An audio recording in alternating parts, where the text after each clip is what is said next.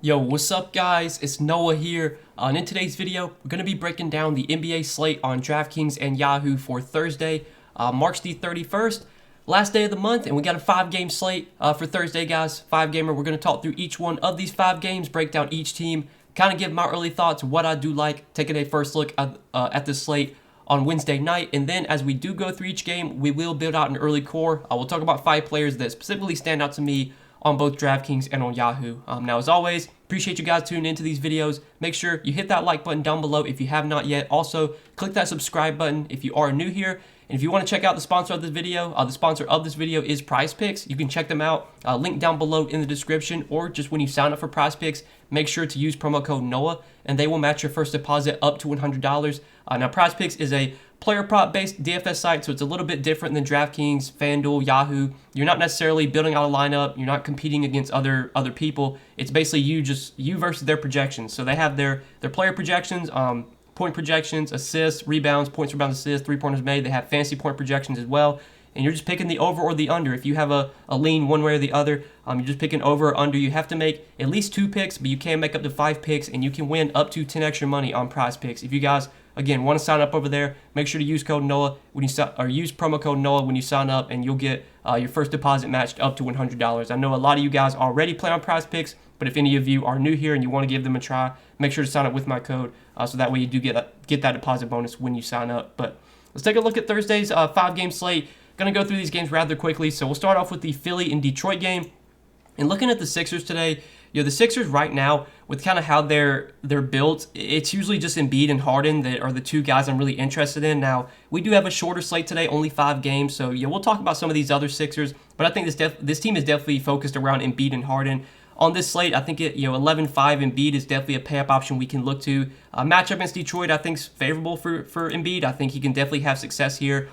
Maybe this game carries a little bit of blowout risk, but Detroit's been playing pretty well lately. They've been competing even against good teams. Like, I know they played Brooklyn pretty recently. They were able to keep that game close. I think this game will stay close enough to where Embiid plays his full minutes. And the last few games we've seen Embiid's minutes really get up there. He played 38 minutes against Phoenix, played 39 minutes against Milwaukee.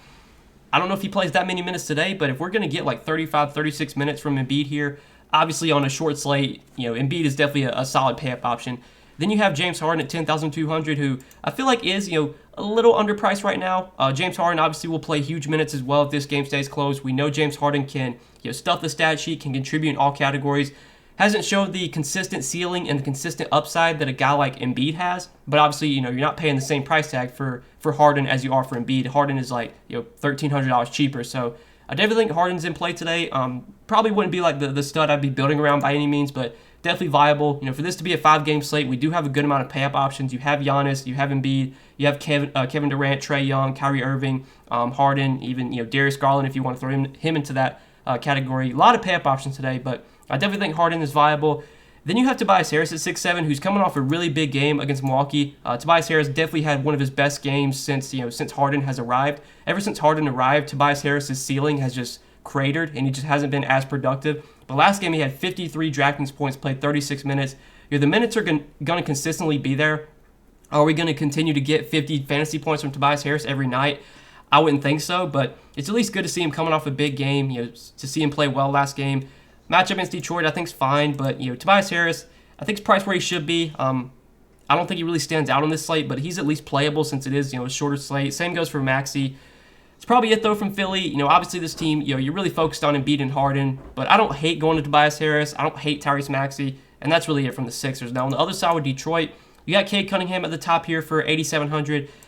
On this slate, I don't think Cade is going to be someone I really look to build around. I think where Cade's priced at right now, he's kind of priced to his ceiling. In order for Cade to really put up a score that you have to have at the salary, like he's going to have to put up 55, 56 DraftKings points, and obviously Cade Cunningham has that upside, but I don't think he's a guy that I'm really going to build around in this slate. Don't love the spot against Philly. Sadiq Bey at 7K, I think is kind of priced where he should be. He obviously does benefit without Jeremy Grant, but I think the price tag has adjusted for that. Marvin Bagley last slate was a really massive chalk play. I was on Marvin Bagley last slate, and he was a massive bust. Only played 24 minutes. He did get into foul trouble. I do expect Bagley to be a lot lower owned today because he busted last game. So if you want to go back to Marvin Bagley as a tournament option, I don't hate it. He should start for Jeremy Grant, the rest of the season while Grant's out. And Bagley should play pretty big minutes on a nightly basis. I know his minutes were not super high last game, but I think a lot of that had to do with him getting in foul trouble. So at 6'1", I think Marvin Bagley is playable. Isaiah Stewart in a tough matchup against Embiid and with some foul trouble risk there. Not going to go there. Killian Hayes has been playing pretty well off the bench. He's not a guy that we really think about, having much upside. Last game, though, he did put up 33 DK points in 33 minutes. Over his last 5 games, he has put up at least 29 DK points in 4 out of his last 5. So he's been playing pretty well. His minutes have been pretty consistent. He's been playing, around 30 minutes a night, even coming off the bench. So, I don't hate Killian Hayes at 4,300 as a value option. Right now, we don't have a ton of standout value today. I don't know if we're going to get any value depending on what kind of news we get as the day goes on. But I definitely think Killian Hayes is viable. Corey Joseph, I believe, is questionable. So that'll actually, that'll make Killian Hayes look even better. If Corey Joseph gets ruled out, would definitely like Killian Hayes even more because I think the minutes would be, even more secure for him. But that's it for the Pistons, I think. Let's go ahead and move on to the next game, Milwaukee and Brooklyn. So this is obviously one that, looks really, really appealing, especially for watchability, but even for DFS, this is definitely a game where you can kind of look to for stars to pay up for. Now, the other guys we'll talk about, but Giannis at 11-8, I think is, one of the best pay-up options today. Matchup here against Brooklyn is one that I'm not scared of at all. I mean, Giannis should be able to feast here. Brooklyn will probably try and double-team Giannis. They might throw KD on him. Whatever they do, it's probably not going to work. I mean, Giannis just has so much upside, and especially in these type of games against these big-time Eastern Conference opponents, like we saw him play really, really well last game against Philly, played 38 minutes, had 75 Draftkings points. His minutes really get up there in these big-time games, and I think this will be another game where we see Giannis play 35, 36 minutes. I think at 11,800, Giannis is probably my favorite pay-up option on the slate. Now, right now, again, there's not a ton of standout value today, but I do like Giannis at 11.8 if you can fit him. Drew and Middleton, when Giannis is healthy, I don't really ever go to Drew and Middleton. They're never guys I really prioritize, but I definitely like the matchup against Brooklyn. If you want to go there, I don't hate it. I think Drew will be needed here to guard Kyrie. He'll probably play big minutes. He played 40 minutes last game, so I think Drew is viable. Middleton, again, fine option, but neither one of these guys are standout plays for me. Bobby Portis coming off the bench, I don't have any interest in. Brook Lopez at 3,900 probably starts, plays 25 to 30 minutes. Matchup against Andre Drummond, I think, is one that Brook Lopez can definitely have success in. It's also a revenge game for him, so 3,900 for Brook Lopez. I do question the upside on Brook Lopez. He's a guy that rarely does he put up a score that you have to have. When Brook Lopez has a really big game, it's usually because he's hitting a lot of threes and he's blocking shots. And he can have those games where he does get hot from three. He does block a lot of shots. For 3,900, I think is a value option. Brook Lopez is definitely in play for me. Feels more of a cash play than a guy that I would be looking to for upside. But I think Brook Lopez at 3,900 is someone I'll for sure kind of be interested in today. And that's really it from Milwaukee. I think Giannis and Lopez are probably my 2 favorite plays here. And obviously, Drew and Middleton are fine as well. But Giannis really stands out as a top option today if you can fit him. And then, Brook Lopez for value, I do kind of have interest in. But on the other side with Brooklyn, so looking at the Nets today, obviously, you got KD and Kyrie at the top. These 2 guys are always in play, always offer upside. When they're both healthy, when they're playing with each other, it's really hard to predict which one's going to have the big game. Last game, it was Kevin Durant who had the big game, put up 72 Draftkings points in 39 minutes. We do know that on days where Brooklyn plays in close games, you're going to get 40 minutes from Kevin Durant, 40 minutes from Kyrie, and I would think this game against Milwaukee is one that's going to stay close. So I definitely think Kevin Durant's going to play big minutes at 11.4. He's not a standout pay-up option for me. I would rather get to Giannis just because Giannis is a better point-per-minute player. But I think Kevin Durant's in play. Kyrie at 10.7. I think Kyrie will be probably the lowest owned stud today. When you look at all the pay-up options, I think Kyrie will probably be the lowest owned, especially because he's been so disappointing the last few games. But we know Kyrie always offers big-time upside. We know Kyrie can put up a big game any night. He's got a big ceiling. But I think on this slate, he's just kind of a contrarian play. Andre Drummond at 6K continues to play solid minutes. I mean, back-to-back games now, we've seen 31 and 28 minutes from Andre Drummond. He's been productive as well, and he's normally a productive player when he does get minutes. The one concern I do have is that Drummond's minutes have not been secure this season. He could play 30 minutes one night and then play 20 minutes the next. But they really haven't been playing LaMarcus Aldridge at all. LaMarcus Aldridge has been available to play, but I think he's just been out of the rotation. Aldridge did not play last game. He hasn't played since March the 6th, even though he's not on the injury report anymore. Kind of makes me assume they're really locked in on playing Drummond right now. I mean, they still got Nicholas Claxton, who they'll give some minutes to, but Claxton's minutes have just he's basically just been backing up Drummond. So I think we get like 25, 30 minutes from Andre Drummond, and at 6K, we know Drummond is a good point per minute player. He's a guy that can score, can rebound, can block shots. He's just a guy that's productive when he's out there, at least for fantasy. I definitely think Andre Drummond is in play today at 6K. Don't know if I'm going to anyone else on Brooklyn, though. Like Bruce Brown at 5,600, I think is priced where he should be. I think he's kind of max price. Seth Curry at 5K. If he can get hot from three, he can always have a decent game. And the matchup against Milwaukee, I think, is one where Curry can definitely have an opportunity to get hot from three because Milwaukee does give up a lot of three-point attempts to opposing teams. But at 5K, Curry's not a standout play. Same with Dragic, and that's really it from Brooklyn. Honestly, my favorite play from Brooklyn is probably Andre Drummond. If Andre Drummond continues to get like 30 minutes a night, I think at 6K, he's got the upside to pay off that price tag if he's playing 30 minutes consistently. Then obviously KD, Kyrie, both viable too. But that's it for that game. Let's move on to the next one, Cleveland and Atlanta. So looking at Cleveland today, Cleveland is on a back-to-back, so we'll have to keep an eye on the injury report. I don't think really anyone would get rested here. Cleveland right now, they're fighting for playoff position, so they need to win these games. So I expect a massive workload for Darius Garland. 10,100 I think is an appropriate price tag for Garland, but man, the dude is just playing so many minutes right now. He's crushing. I mean, back-to-back games, over 55 DraftKings points, playing 40, 37 minutes. Probably plays 38 to 40 minutes here if this game stays close. I think the matchup against Atlanta is one that Garland can have plenty of success in. But when you look at this slate, like I think I'd rather go to Giannis, probably would rather go to KD, rather get up to Joel Embiid. Like I think those guys offer more upside than Garland, but Garland's been playing really well. He's playing huge minutes. He's got a massive role right now. I think he's viable, but not my favorite pay-up option by any means. Lauri Markkanen at 6'4", I think is kind of priced where he should be. He doesn't really stand out to me. Now, Kevin Love. So Kevin Love is the guy that, I'm pretty high on today, and I know he was a big disappointment on Wednesday. I played Kevin Love in my main lineup, and obviously he was a massive bust. He only played 26 minutes, only had 18 DraftKings points, but he just couldn't get things going. He had a pretty bad shooting game, shot 30% from the field, 28% from three, just really couldn't make a shot. They did not start Kevin Love, which was something that I talked about in the stream. I was very surprised they didn't start Kevin Love. They went with Moses Brown at center. I'm guessing they're going to do that again and just bring Kevin Love off the bench. But I would think even if Kevin Love comes off the bench, he's going to play close to 30 minutes without Evan Mobley, without Jared Allen. There's just so many minutes available in the front court right now, and I do expect Kevin Love to be a big beneficiary. And I like playing guys after a bust. Like when guys are chalky or when they're kind of popular plays and then they bust, I like going back to them the next day, especially if I think it's a good matchup and I think it's a spot where they can have success. And the price tag also came down on Kevin Love now. I think his ownership might go up because the price tag came down. Like he was 6,900 on Tuesday's slate, and he really wasn't that popular. Today, at 5,900 after a bad game, like we'll be interested to see what his ownership is. But I definitely think without Allen and Mobley, Kevin Love really benefits, and 5,900 is too cheap in my opinion. He's still very cheap on Yahoo. I do like him a lot over there at $16. Look, he hurt me badly on Tuesday or on Wednesday, but I'm fine going back to him for this slate. I think the same thing applies for Tuesday or for Wednesday as it does for today. No Mobley, no Allen. Minutes are going to be there. We just got to hope that he can be a little bit more productive than he was, on Wednesday's slate.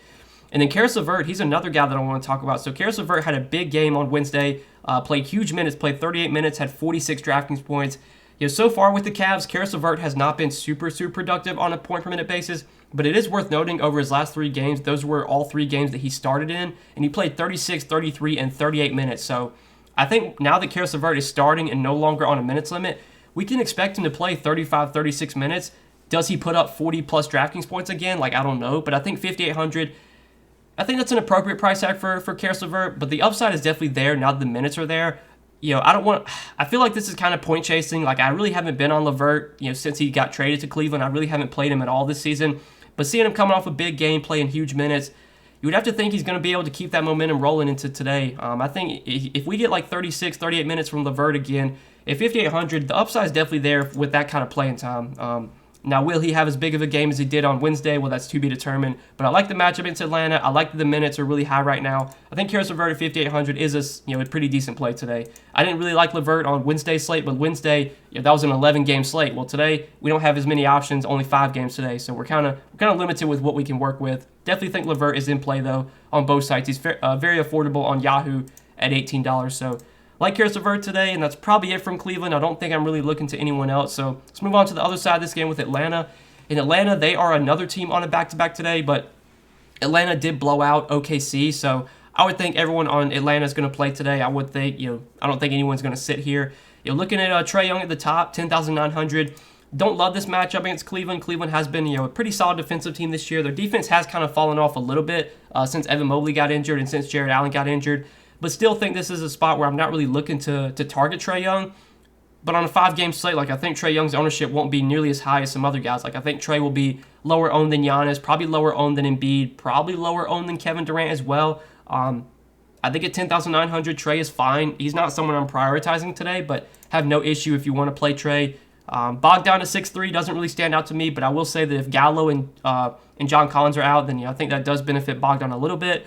If Gallo and John Collins are out again, then I think that does also benefit Clint Capella. Clint Capella was a big disappointment in a great matchup Wednesday against OKC. Only put up 20 DraftKings points in 20 minutes, but that was a big-time blowout. Capella didn't play at all in the fourth quarter, and he was in foul trouble, so don't really want to look too much into that one. I would think if this game stays close, we probably get 30 minutes from Clint Capella. His minutes have been pretty secure whenever Collins and Gallo have been out, especially Collins. So as long as John Collins remains out, and I would want to see Gallo be out too, don't mind going back to Clint Capella. Without Evan Mobley and without Jared Allen, I think this is actually a pretty good matchup for Capella against this undersized Cavs team.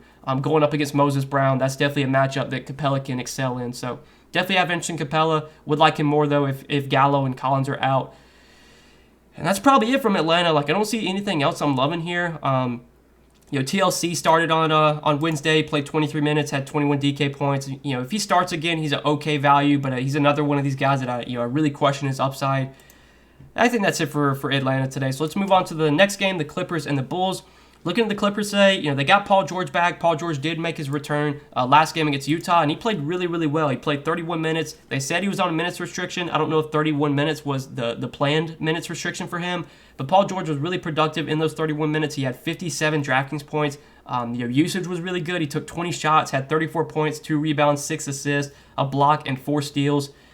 9,400, I still think this is a little bit too cheap for Paul George. Before Paul George got injured, he was a guy that we were paying 10K plus for, 10, 11K for. Without Kawhi Leonard, this is Paul George's team. He's going to be the guy that dominates the usage on a nightly basis. Obviously, we've seen Reggie Jackson take on a big role. We've seen Marcus Morris, take on a big role while these guys have been out, or while Paul George has been out. But I think now that Paul George is back, Paul George is going to be the guy really soaking up all the usage, and especially with Reggie Jackson on a minutes limit, Morris on a minutes limit, I think Paul George has a big ceiling here. At 9,400, he is someone that I am interested in as a pay-up option. I would assume that he's not going to be on a minutes limit today after he played 31 minutes in his first game back. Probably going to get 35, 36 minutes today. So definitely think PG's in play. Not really looking to anyone else on the Clippers, though. Reggie Jackson on a minutes limit, no thanks. Terrence Mann, I think, takes a big hit with PG back. Hartenstein, Zubac, probably not going to go there. Morris on a minutes limit, no thanks. It's really just PG that I'm looking to on the Clippers today. Then on the other side with the Bulls, so you got DeRozan, Vooch, and LaVine, all pretty much expect to play here. I think LaVine is probable. Yeah, he's probable. So whenever the big three for the Bulls, DeRozan, Vooch, LaVine, are all healthy, where they're priced at, none of them stand out as guys that I'm trying to jam into my lineup. Obviously, if you're playing multiple lineups, you can sprinkle in some DeRozan, sprinkle in some Vooch, sprinkle in some LaVine. I think matchup-wise, this sets up as a pretty good matchup for Vooch. The Clippers have been getting killed by bigs this season. They're not a great defensive team against big men. Zubac's never been a great defender. So, I think this is a spot where Vooch can have success, but 8,100 is an appropriate price tag, I feel like. DeRozan at 8,400, he probably offers the biggest ceiling, and he's the guy that has consistently put up the big ceiling games, back-to-back 50-plus point games from DeRozan. So, he might be the Bulls guy that I feel best about just in terms of ceiling. I think he offers the highest floor and probably the highest ceiling too. LaVine might be the riskiest of the three just because he's being more inconsistent. We know LaVine can put up a big game any night, but at 8K, not super high on LaVine today. Rest of the Bulls, I'm not really going to on this slate. Even though it's a shorter slate, I really don't think I'm going to play Caruso or Kobe White or Ayo. So it's really just the big three from the Bulls that I'm kind of interested in, and none of them stand out as great plays. I think DeRozan's fine. I think Vooch is fine. That's probably it from Chicago. So let's move on to the last game of the night, the Lakers and the Jazz. So this is probably my favorite game to target, which really scares me because this is a game that does have a lot of blowout risks. Obviously, the Lakers right now, without LeBron and without Anthony Davis, they are not a very good team. We saw them get blown out last game by the Mavs. So there's a little bit of risk loading up on this game, but without LeBron and AD, you kind of have to look to some of these Lakers guys. So Russell Westbrook at 8,600. Last game was pretty solid, even though it was a blowout. He did still play 32 minutes, and obviously he would have played way more had the game stayed close. I think he got pulled with 6 or 7 minutes left. So Westbrook, He was on pace to play like 36 minutes, 38 minutes last game, but the blowout killed him. He was still productive though. He had 43 DraftKings points in those 32 minutes. Westbrook has been playing better lately, and his numbers without LeBron and without Anthony Davis are really good. He has like over a 30% usage rate. His per 36 stats are really good. I think 8,600 is still a little bit too cheap for Westbrook with LeBron and AD both off the floor. Matchup against Utah, I don't think is like great by any means. I don't think this is a spot where I'm like loving the matchup for Westbrook, but I just think Westbrook's role is going to be so good without LeBron and AD. He's going to just have to do everything. His shot attempts have been really high. He's been taking a lot of shots. We obviously know the rebounds, the assists are always going to be there. Westbrook can still stuff the stat sheet. I think a triple-double is always on the table for him. I still like him at 8,600. He's someone that I'm definitely interested in for today. And on Yahoo, I think Westbrook's just too cheap over there, $32. Definitely stands out as one of the better point guard options on Yahoo. And then Malik Monk at 5,500, he also stands out as a very solid play here. We've seen him have big games when LeBron has been out. Had a big game last game, even in the blowout. Played 32 minutes, had 42 DraftKings points. He took 16 shots. He did shoot the ball really, really well, over 60% from the field and over 60% from three. But Malik Monk's going to have to shoot. I mean, last time LeBron was out against Philly, he took 20 shots that game. Like, he's going to be a guy that, takes a lot of shots. He gets a lot of usage. Him and Westbrook are really going to be the two guys that kind of, dominate the usage on this Lakers team, which, I think on this slate, I'm looking at both of them. Malik Monk at 5,500, I do like quite a bit. On Yahoo, I think you can definitely play Malik Monk over there, $19. Look, I think Malik Monk's role without LeBron, without Anthony Davis is going to be really good. I think him and Westbrook both offer a lot of upside, so I like both guys quite a bit. I think Carmelo Anthony at 4,800 is definitely in play. Now, obviously, he was a big disappointment on Tuesday's game against Dallas. Only played 15 minutes off the bench, but again, that was a game where they just got massively blown out. The Lakers ran like a 13-man rotation because they were basically just kind of looking for some spark. So they basically just played everyone. In this game, as long as the game does stay close, I think we'll get like 30 minutes from Carmelo, and Carmelo should be productive as well. He should take plenty of shots. It's just a matter of if he can hit his shots. Carries a little bit of risk, but I think at 4,800, Carmelo's viable. Kind of interested in Dwight Howard too. So Dwight Howard was actually a very chalky play last slate after it was announced that he was starting, and he only played 5 minutes last game. It was very weird. He played like 5 minutes in the first quarter and never checked back in. I would think in this matchup against Utah, against Rudy Gobert, like they're going to need size out there. You can't really go small against Rudy Gobert. You can't play Carmelo at the 5. You can't play Wenyen Gabriel at the 5. I would think Dwight Howard's going to play like 25, 30 minutes here, and after he was such a big bust last slate, maybe his ownership isn't nearly as high as it was last slate. So I'm fine going back to Dwight Howard today. I think they'll need his size against Rudy Gobert. He's someone that I do like for value. Wenyen Gabriel at 4,100, not as high on. He played 15 minutes last game off the bench, probably plays like 20, 25 minutes today. He's questionable, so that's something to monitor, but I don't think it makes too much of an impact. THT was actually someone I had a lot of interest in last slate. He did not play as much as I thought he would. He didn't check in until like the very end of the first quarter. Like it almost looked like he wasn't even going to be in the rotation. Then he finally checked in. He only played 17 minutes last game. He still was productive in that time, and I think THT will be productive when he's out there just because without LeBron and AD, there's just so much usage available, and THT is one of these guys that can soak up a lot of usage and can dominate the ball. He can have the ball in his hands, and he can be productive when he's out there. It's definitely concerning, though, that he only played 17 minutes last game. I think, that might have had to do with the game script and the blowout and stuff. You would think THT should be a consistent part of this rotation, but his minutes have been kind of all over the place lately. So I think he does carry a little bit of risk, but the upside is there if he gets the minutes. It's just a big, that's the question, is will he get the minutes? And, honestly, I don't know. But I think THT as a tournament play is fine. Stanley Johnson is someone that I'm really never interested in. I never play, but he's been playing really well lately, and especially the last 2 games without LeBron against Philly and then last game against Dallas. 35 minutes in both those games for Stanley Johnson, 32 and 31 DraftKings points. Maybe LeBron being out is big for Stanley Johnson. I don't really know. Stanley Johnson has never been a great point per minute player. So far that he's been with the Lakers, he's not been a guy that I've really ever rostered. But he's been playing well the last few games that LeBron's missed. You would have to think at 3,800, he's going to continue to get decent enough minutes to be worth to pay off the salary at least. Do I expect him to put up 30 plus DraftKings points? Like, I don't think so. But if he plays 35 minutes, I mean, he can put up 20, 22 DK points. And, again, there's not a ton of standout value today. So I don't hate Stanley Johnson at 3,800. As long as he continues to play well like he has, I think the minutes should be there. So he's viable if you want to go there. And that's probably it for me from the Lakers. I don't think I'm considering anyone else on this team. So let's talk about the Jazz now real quick before we do end the video. So Looking at Utah, Utah I think is a team that's kind of appealing today, especially because the matchup here against the Lakers is so good. Lakers defense is just not good at all. Obviously, we saw the Mavericks put up like 128 points against them. I think the Jazz can definitely put up a lot of points here. The only concern is that this game does have blowout risk, but I'm kind of playing this game to stay close. I like playing these Lakers guys, hoping the game stays close. If it does, I think we'll get some good games from Westbrook, some good games from Malik Monk, some of those other guys we talked about. And if you want to run it back with someone or a couple guys on the Utah side, like I don't hate it at all. Donovan Mitchell at 8,800 I think is totally viable on this slate. Matchup against the Lakers I think is really good. I don't know why, but he just seems to always play well against the Lakers. I know he's done well against them this season, averaging 46 DK points through 2 games against them. I think at 8,800 he's kind of priced where he should be. Would rather get up to some of those other studs that we've talked about, but definitely think Mitchell's in play. Rudy Gobert I do like quite a bit. So Rudy Gobert, worth noting that the last 2 games without Hassan Whiteside, Rudy Gobert has played 37 and 38 minutes. They really let Gobert's minutes get up there whenever Whiteside's out, and Whiteside is once again out for today. So I think we're going to get like really big minutes from Rudy Gobert, and if the Lakers decide to play small, like this is definitely a spot where Rudy Gobert could really dominate in the paint, could dominate on the boards. With Westbrook driving at the basket, there's going to be a lot of opportunities for block shots. So I think it's a great matchup for Gobert. 7,700 I do like quite a bit. I think this price tag is still a little bit too low for him, especially if he continues to play 36, 38 minutes like he has the last 2 games that Whiteside's been out. And on Yahoo, I definitely like Gobert over there as well. One of my favorite center plays, $33. He does stand out as a very solid option today. I like Gobert quite a bit. I think Jordan Clarkson's fine. Mike Conley's fine. I feel a little bit better about those guys if Bojan sits. Bojan's been questionable for the last few games. He's been out for a while now. We don't really have any update on Bojan. Like if Bojan does return, I think that does hurt Clarkson. It does hurt Conley a little bit to where they wouldn't be as great options, but would still be playable on a short slate like this. Royce O'Neal, the guy that really never offers much upside, so not super high on him. Juancho Hernangomez did start last game. I don't think he really did much, though. Put up 24 DK points in 28 minutes.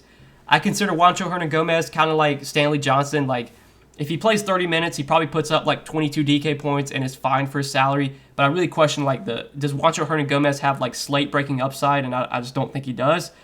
But if we don't really get any value, like if no value opens up as the day goes on, then yeah, I'm fine playing a 3,800 watching Hernangomez if he starts again. Obviously, that all is going to depend on if Bojan plays, because if Bojan plays, that would definitely take me off all these other guys like Hernangomez, Rudy Gay, Pascal. Like I wouldn't have any interest in these guys if Bojan's back. So that will be some news to monitor, but definitely my favorite play on Utah is Rudy Gobert. I think Donovan Mitchell's a pretty solid pay-up option, and then Clarkson, Conley, I think those guys, those two would look better if Bojan does not play. If Bojan plays, not super high on Clarkson or Conley. But that's it for the Lakers and Jazz game, and that's it for these 5 Thursday games. So I hope you guys enjoyed this video, and as always, appreciate you watching. If you enjoyed, hit that like button down below, guys. Hit that subscribe button as well if you have not yet. Again, go check out the sponsor of the video, PrizePicks. Sign up for PrizePicks. Use code Noah. When you do, PrizePicks will match your first deposit up to $100 when you do sign up with my code, and you can take a look at their board for Thursday's games. Obviously, they don't have many props up right now, but as we get closer to tip-off Thursday night, there will be a lot of props on the board. You can make your decisions. You can look at the entire board, make some picks for yourself. Again, you're just picking the over or the under on a player's projection, and you have to make at least 2 picks, but you can make up to 5 picks, and you can win up to 10x your money on PrizePicks. So check them out, guys. Sign up with my promo code. Get that deposit bonus when you do sign up. But good luck tonight. Appreciate you watching the video. Hope you guys enjoyed. And as always, we'll see you in the next one. Peace.